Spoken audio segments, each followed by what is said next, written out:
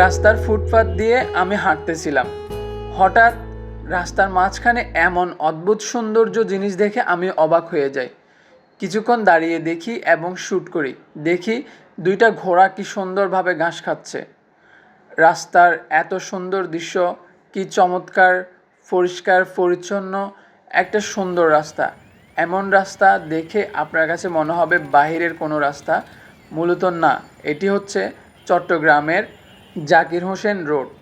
এই রোডটা একে খান মোড় থেকে একেবারে জিসি মোড় পর্যন্ত বিস্তৃত। আমি এখন আপনাদেরকে যেই জায়গাটা দেখাচ্ছি এটা হচ্ছে যে খুলশী এলাকা।